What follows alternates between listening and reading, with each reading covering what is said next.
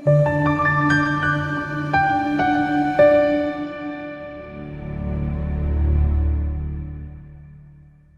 konke okwenzayo njengamanje iba nozinzo, ube nokuthula, ube nempumelelo.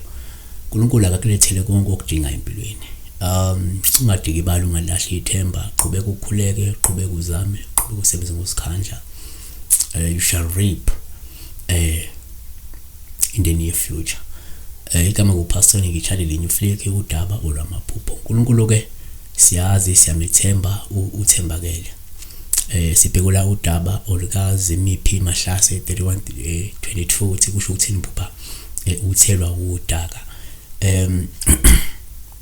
Kungenzeka uphupha uthelwa wudaka ngoba usebenza ngalo, noma uphupha uthelwa umuntu ngodaka omunye umuntu.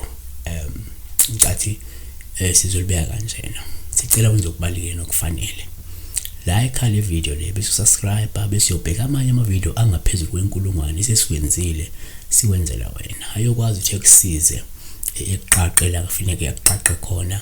Kodwa ke namhlanje sibheka la udaba luthi uma uphupha udaka, okokuqala singakusho ukuthi kuwuphawu lubi uma lokungcolisa.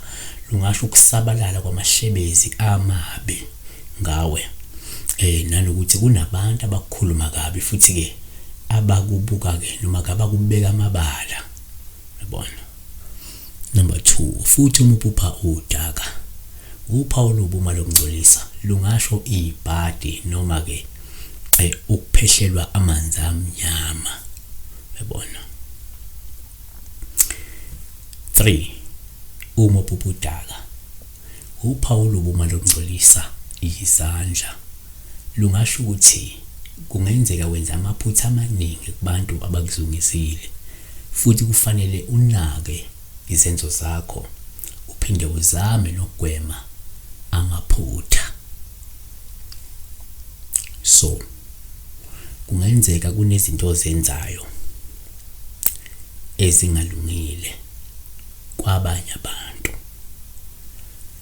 okusho ukuthi kumele uqaphele indlela owenza ngayo malunga ukuthi lolu daka lokungcolisa izandla. Yabona. Number 4, uma uphupha futhi udaka, sikuthatha njengophawu lubi uma omunye umuntu ekungcolisa ngodaka. Lusho lo muntu kumele umqaphele kakhulu ngoba kungenzeka ukukhuluma kabi futhi udicela phansi isithunzi sakho, noma ke uzokukhuluma kabi aphinda adicele phansi isithunzi sakho. Asivale ukuthi number 5, futhi uma uphupha udaka, kuwuphawu lubi uma omunye ekungcolisa ngalo daka lolo. Lungabuye lusho ukuthi kumele umqaphele lo muntu ngoba kungenzeka unokuzama ngokugadla ngezigadlo ezizokubangela amashwa. Yabona. Lokungathandeki nje ebantwini.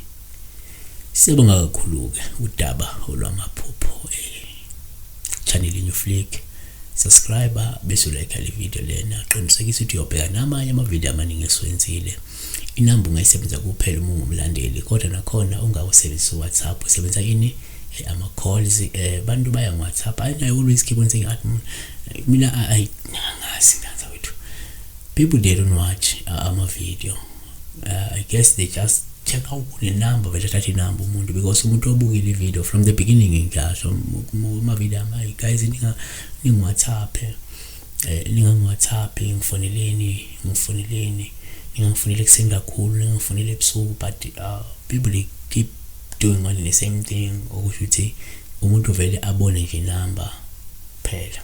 They just worry about the number, not the content esuke ikhona lapha. Lazokwazi ukuthi umuntu ezwe sikhipha ama-instruction bese landela instruction. Umuntu vele abone inamba, awubone inamba akasalaleli i-video, akasalaleli ukuthi kuthiwani.